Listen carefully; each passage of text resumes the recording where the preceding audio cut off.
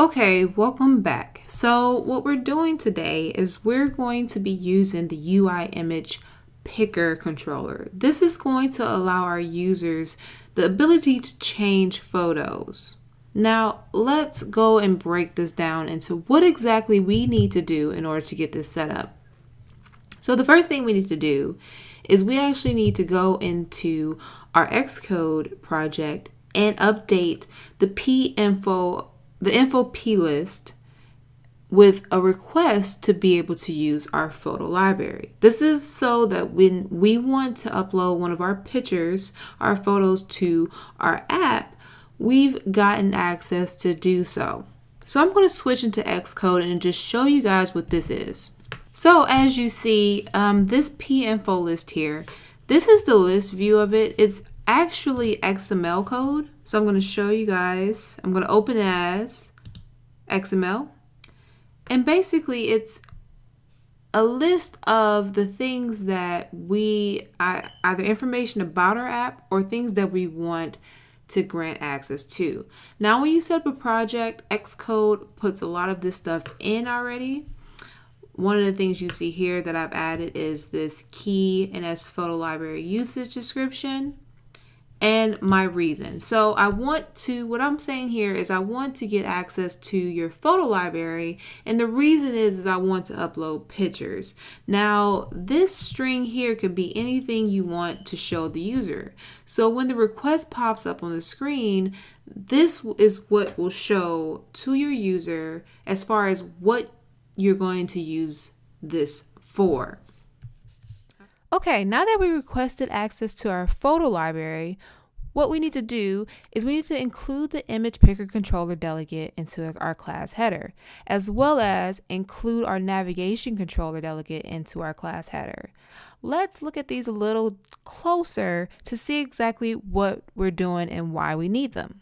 Now, we have two delegates that we're going to have to add to the class header. The first one being the UI navigation controller delegate. What the UI navigation controller delegate is responsible for is handling what view we're seeing when we select this image in order to upload a new image. So what it's going to do is when we select our button to upload a new image, it's going to handle the pop-up of taking us to the photo library. And this grid is a representation of the photo library. Another UI controller delegate is going to be the UI image picker controller delegate. Now, what this is going to be responsible for, it's going to be responsible for handling what happens when we select an item. Also, what happens when we cancel this action. So, in order to actually select the item to load, we need both of these.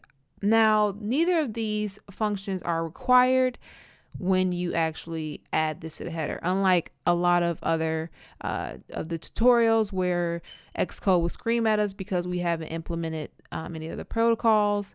These are optional, but technically they're not, because it won't really work if you don't add these. So now that we have a better understanding of what we're using these delegates for, let's go ahead and jump back and see what we'll be doing after that. All right, now that we've gone over what the delegates are responsible for, our next few steps in order to create the action of allowing the user to upload a photo will be to create an instance of a UI image picker. After we do that, we're going to want to implement the methods found in the image picker controller delegate in order to handle the event of an image being selected or the action being canceled. There's also some details that we need to set up for our picker, specifically saying that we want to use our photo library, if we need anything edited, and a few other things that we'll talk about in the next. Okay, so in the next video, we're done talking. We're going to get into the coding. So we're going to implement this and allow the user to select a photo from the photo library. I want to thank you guys for watching this. Stay tuned for next episode where I'll be walking through the code. See you soon.